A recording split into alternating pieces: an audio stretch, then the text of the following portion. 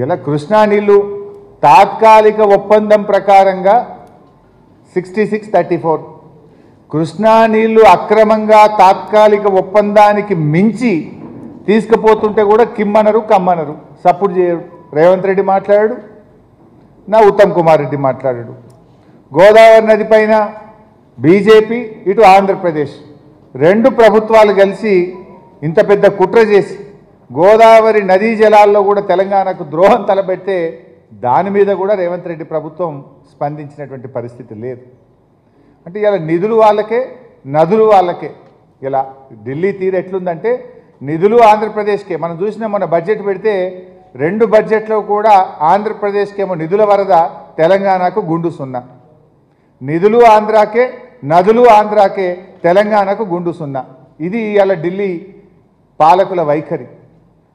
ఈ రాష్ట్రంలో ఉన్న 8 మంది బీజేపీ ఎంపీలు కానీ 8 మంది కాంగ్రెస్ ఎంపీలు తెలంగాణకు నిధుల్లో, నదుల్లో అన్యాయం జరిగినా కూడా నోరు విప్పనటువంటి పరిస్థితి మనం చూస్తూ ఉన్నాం. ముఖ్యంగా 2 కేంద్ర మంత్రులు ఉంటారు. ఈ మన రాష్ట్రం నుంచి ఉన్న 2 కేంద్ర మంత్రులు ప్రపంచమంతా మాట్లాడతారు.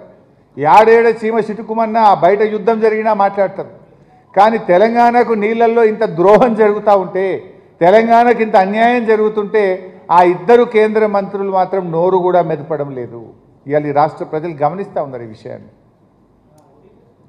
గతంలో కూడా ఒకసారి మనం గుర్తు తెచ్చుకుంటే సమైక్య రాష్ట్రంలో 2 టీఎంసీల బాబ్లీ ప్రాజెక్టు కోసం చంద్రబాబు నాయుడు గారు పెద్ద పోరాటం చేసిండు మహారాష్ట్ర మీద. 2 టీఎంసీల బాబ్లీ కోసం పెద్ద పోరాటం చేసినారు ఆ రోజు. మరి ఈరోజు ఎన్ని బాబ్లీ ప్రాజెక్టులు కలిపితే ఒక బంకచెర్లకు సమానం? 100 కదా, ఆల్మోస్ట్ ఇది 200 టీఎంసీలు, అది 2 టీఎంసీలు.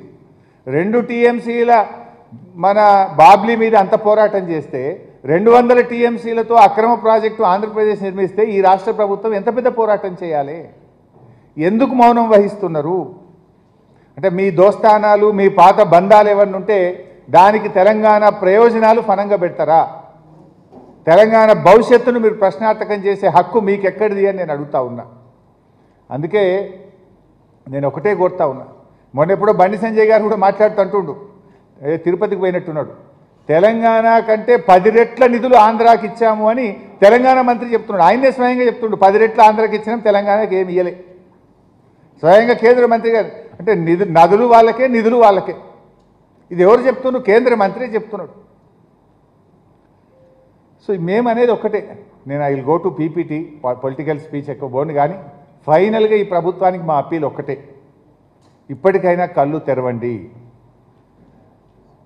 ఇంకా నష్టం జరగకముందే గోదావరి బనకచెర్ల ప్రాజెక్టును అడ్డుకోండి. బీఆర్ఎస్ పార్టీ మాకు రాజకీయాల కంటే రాష్ట్రం ముఖ్యం, రాష్ట్ర ప్రజలు ముఖ్యం. కేసీఆర్ గారి నాయకత్వంలో ప్రాణత్యాగానికి సిద్ధపడి కేసీఆర్ గారు ఎన్నో పదవీ త్యాగాలతో, ఎంతోమంది విద్యార్థుల బలిదానాలతో వచ్చినటువంటి రాష్ట్రం. ఈ రాష్ట్ర భవిష్యత్తు మాకు ముఖ్యం. మీరు కాంగ్రెస్ పార్టీ ఏ రకమైన పోరాటానికి మీరు ఈ ప్రాజెక్టు మీద రూపకల్పన చేసినా బీఆర్ఎస్ సంపూర్ణమైన మద్దతును అందిస్తుంది. అఖిల పక్షాన్ని ఢిల్లీ తీసుకుపోతారా చెప్పండి, మేము కూడా మీ వెంట వచ్చి ఈ రాష్ట్ర ప్రయోజనాల కోసం గట్టిగా మేము కూడా ప్రశ్నిస్తాం. అసెంబ్లీ సమావేశాలు పెట్టండి, ఏకగ్రీవ తీర్మానం చేసి తెలంగాణ ప్రజల వాయిస్ను మనం ఢిల్లీకి వినిపించేటువంటి ప్రయత్నం చేద్దాం. పూర్తిగా బీఆర్ఎస్ పార్టీ సహకరిస్తుంది. అయినా మీరు ముందుకు రాకపోతే అవసరమైతే బీఆర్ఎస్ పార్టీయే ప్రజా పోరాటానికి రూపకల్పన చేస్తుంది. న్యాయపరమైన పోరాటానికి కూడా బీఆర్ఎస్ పార్టీ శ్రీకారం చుడుతుంది.